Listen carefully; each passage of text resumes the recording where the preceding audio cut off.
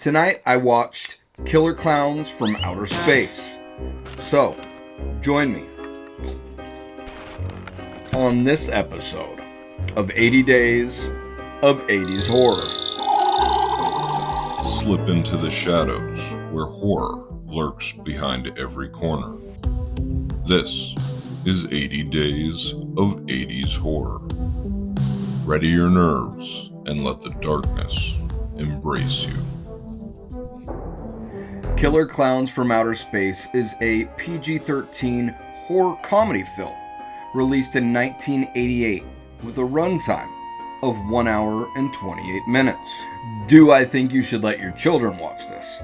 Well, I would go ahead and say yes, but I also think that these clowns will give them nightmares. What is this film about, you might ask? When teenagers Mike and Debbie witness a comet crash near their hometown, they discover murderous aliens resembling circus clowns.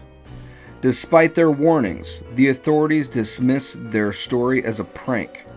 As the clowns harvest and eat townsfolk, Mike must act when Debbie is kidnapped to stop their bloody rampage.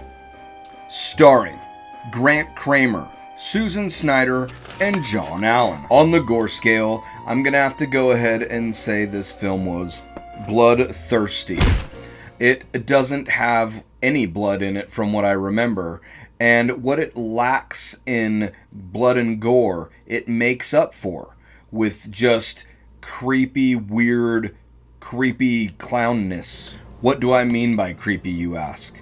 Well, I mean a creepy clown outside of a food establishment, creepily looking at a young girl and trying to get her to come outside without her family noticing. That scene right there is what kind of just left me with the heebie-jeebies. But also, the way that these clowns' masks look and their creepy looking faces and just grins and how they're able to move and stuff, I thought they did a really good job at making these clowns super just weird and gross without even having to do much. But fun fact, Killer Klowns did not do well when it first came out in theaters, but since has become quite the cult classic, especially with selling all its figures and toys and, smash or pass. I would definitely smash. I gave this film a score of 5 out of 10.